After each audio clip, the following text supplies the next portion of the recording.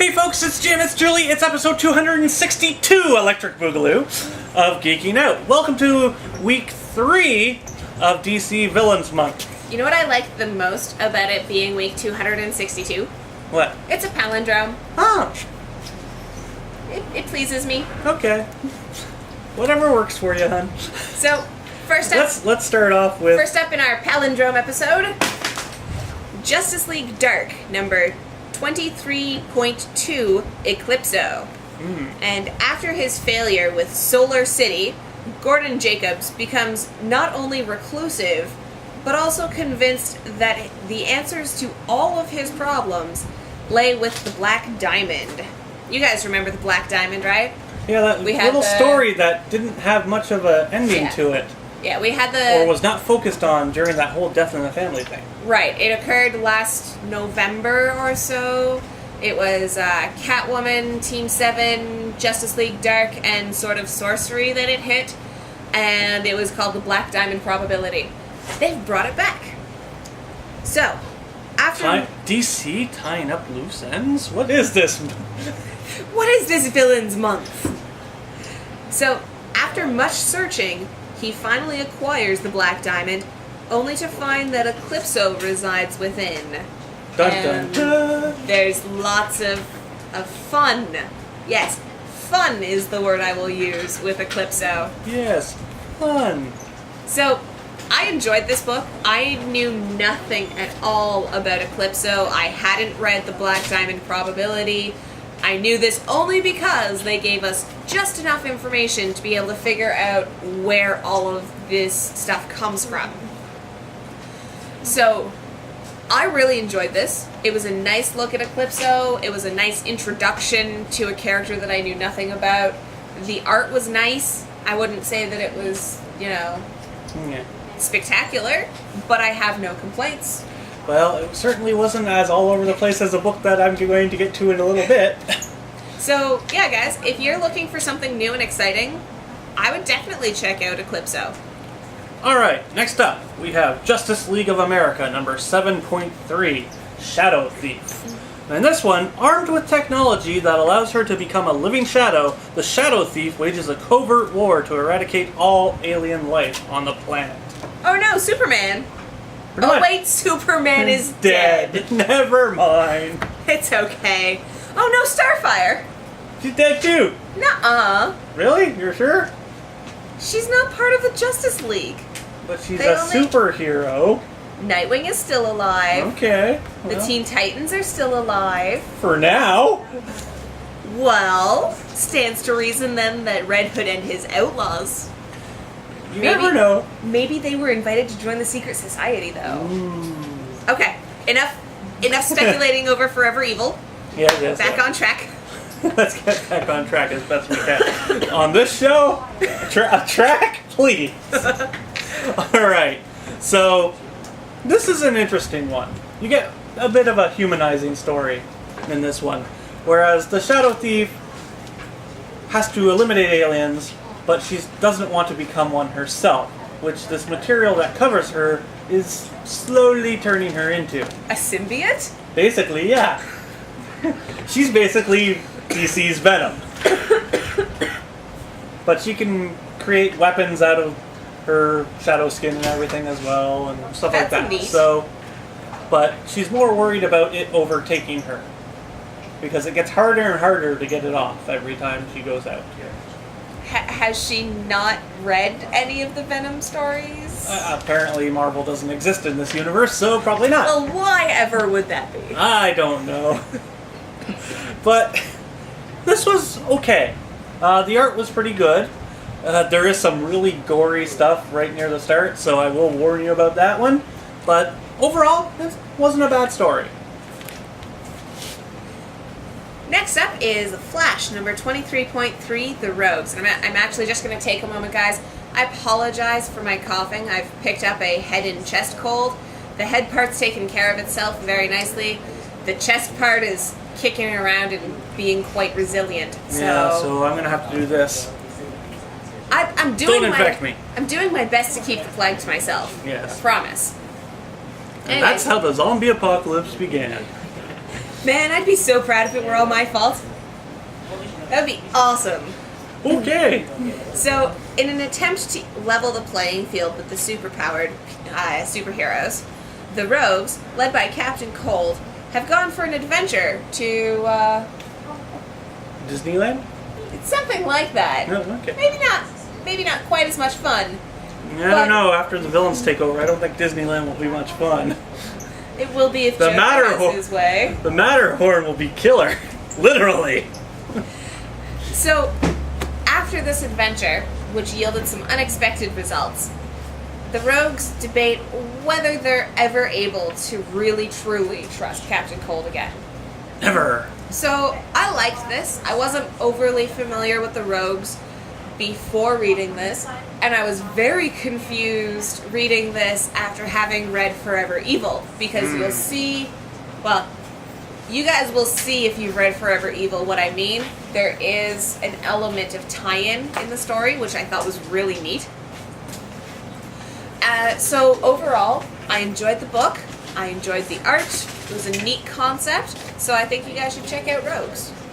Alright, next up we have one of Batman's oldest foes. And I mean that quite literally.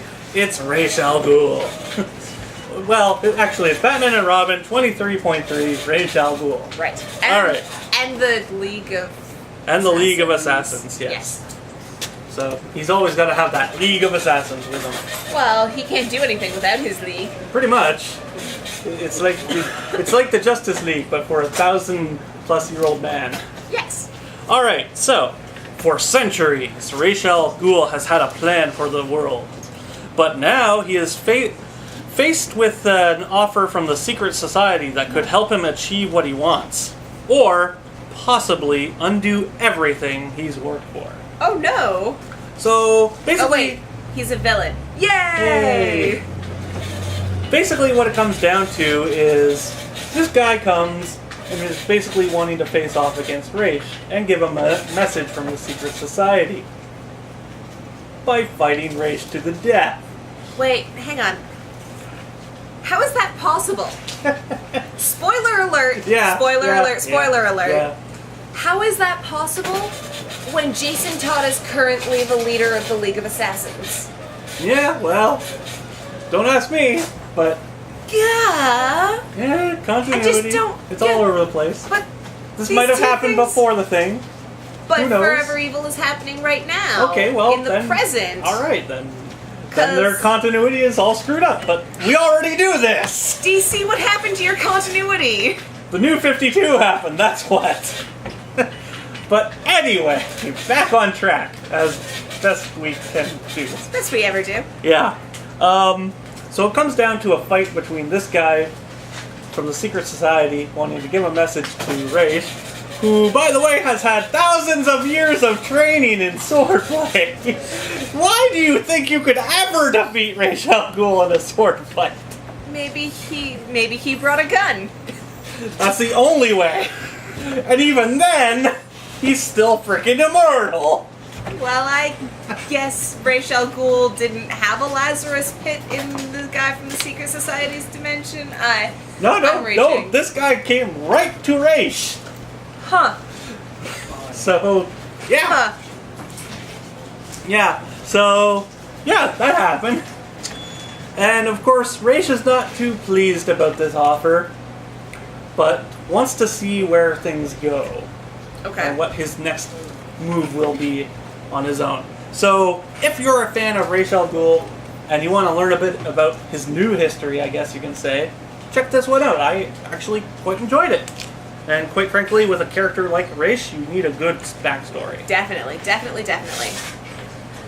Speaking of needing a good backstory, Batman number 23.3, The Penguin. And in response to brutal violence at the Iceberg Lounge, the Gotham City governor has declared that he is going to take down the Penguin and bring that entire area. He's going to clean it up, close the casino, and really beautify it and make it a usable space for Gothamites because, there's an increase in crime and violence now that Batman is dead. Yeah, so, why? Because there's an increase in crime and violence, and it's all coming from this area. So he's going to shut down the Penguin. Okay. But isn't the Penguin kind of not skirting the law at the moment? Well,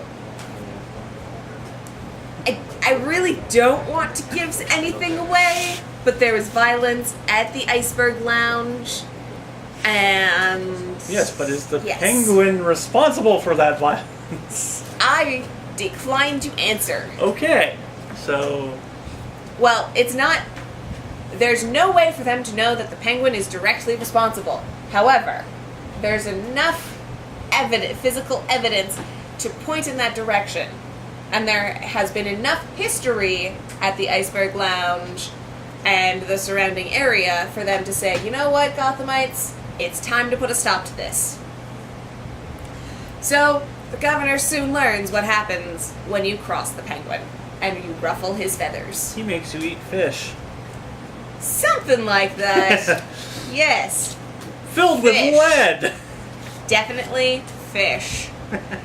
So guys, I quite enjoyed this story. It was a different look at the Penguin than what I've necessarily had before. Yep. And I've always found the Penguin to be a very intriguing character. So I really recommend this. It's a very nice standalone one-shot, and I really enjoyed it. Have a go. So go read it and give me your thoughts. Alright, next up, we have Wonder Woman 23.1, The Cheetah. And in this one, Was this a fast book? No, it was terribly slow. What a misnomer. Yes, she's incredibly slow. She has to take a bus from place to place. It's totally, yeah. How unfortunate. Yeah. It's like her legs are broken or something. Anyway, after escaping Belle Reve, the Cheetah has a personal score to settle as she returns to Amazonia to hunt her own aunt. Oh dear. Yeah. So you learn the history in this one of the Cheetah. Who she was, and her connection to Diana, aka Wonder Woman, and everything. And just how their friendship kind of went sour and led her to becoming the Cheetah. Cool. So this was okay. There are many different variations over the past 70 years of the Cheetah. So this is a bit of a different retelling. It's sticking with the, I'd say, 80s version. Okay. A bit closer, but it's also using a bit of the mystical forces that were done in the 60s and 70s versions. So it works. I like it. And it's a very interesting character who kind of just wants to be free of her curse, but also become more than she is. So, another very interesting character. Sounds good. Check this one out. I quite enjoyed it, actually. And Julie's dying. Last up for me this I hope week. she doesn't try to bite me at the end of the show. Last up is Teen Titans number 23.3, Deathstroke. And in this, Slade Wilson, aka Deathstroke, is a mercenary and he loves it. He loves the adrenaline, that moment between the attack and the impact, be it firing a bullet or attacking somebody with a knife. Yeah, he's always kind of just enjoyed his job. Exactly. Imagine He's good at it and he imagine enjoys if it. he and Deadpool ever met up.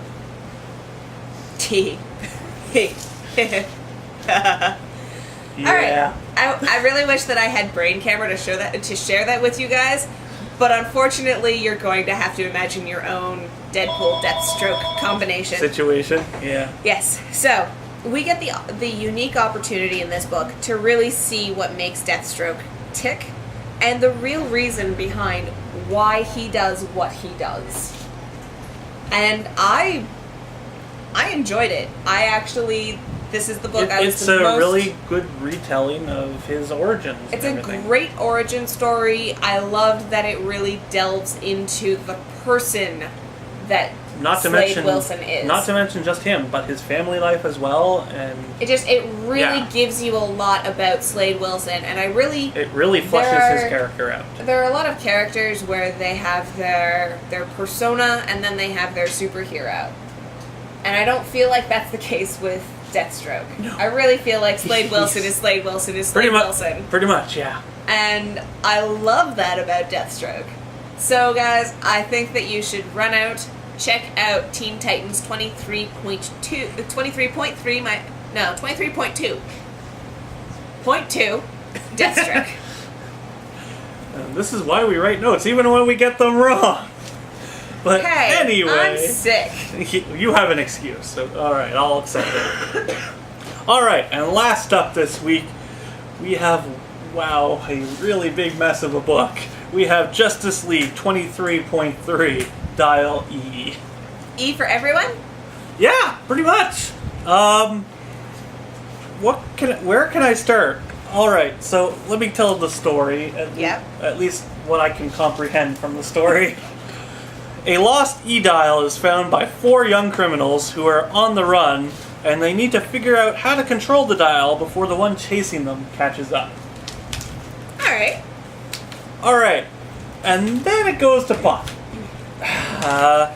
There are 20 new villains introduced over the 20 pages in this book. 20? Yeah.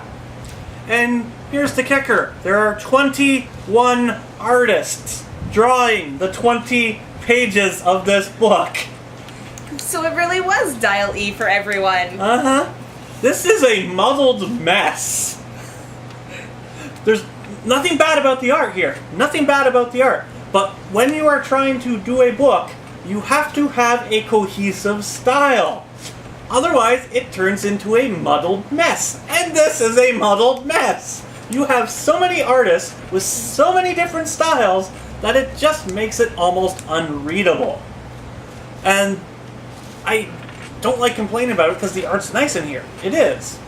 There's a lot of really great artists working on this book, but it would have been nice if there were 5 artists with 4 pages each. Something like that, or just, a better cohesive style. I mean, most artists can do different styles, but why change the style every single page? It really makes it hard to follow, and that's the really killing point of this book. Playing devil's advocate, I imagine that it really would lend some credence to the 20 different villains. Yeah. It makes it a lot easier to say, okay, this is a different art style and a different villain. Different art style and a different villain. So yeah, the part that really gets me, though, is that you're supposed to be following these other characters. And every page, their style changes, so you're not sure who's who? Yeah, exactly. That's unfortunate. That really kills the book for me. So, really, I can't recommend this one unless you really want to see just what can happen when 20 artists get together and draw a 20-page book. Because, like I said, it's a muddled mess. And really, not my pick of the week, for sure. Probably. Out of curiosity, what is your pick of the week? alGhul. But, honestly, unless you're a gigantic fan of this particular series, and I don't think there are many because the series was canceled, so, yeah. So don't check this one out because you're just going to be all confused just like I was. Alright, so that brings us to the close of another exciting episode. Here. One more week. One more week, and then we can go into alternative October. Yes. Which means if you have something that's not Marvel or DC related that you would like to see us review, let us know, and we'll put it on our list to try and find. So we're okay with Image, Dark Horse, Boom, Kaboom, pretty much. Yep. Anything that's not Marvel or DC. Pretty much, yeah. Awesome. As long as it's probably not a licensed title. Generally. Okay. We might do a couple things. What about Vertigo? Because Vertigo's technically owned by DC. Well, they're also very separate, so... So Vertigo is a go. As long as there's something that is worth reading, I guess. That's a given. Okay, well, maybe we'll see at least one Marvel and one DC book somewhere during the month, but anyway, that brings us to the close of the episode. We're going to probably switch this back to Thursday coming next week. We'll see what happens, but because it's been pretty rough to do this on Friday. So keep an eye out. We're trying to find the best time for filming so that you guys get the best quality show that we can produce. Which, even though we've done 262 of these, is not the greatest, but we still love doing it, so... It's the best we can produce. Exactly. I don't have $1 million to do a budget today. Maybe tomorrow. Maybe but not tomorrow, today. after I robbed that bank. You heard it from him. No, you didn't. I'll follow your IP addresses. All right. On that note... On that note, we're out. We'll see you next week. Bye.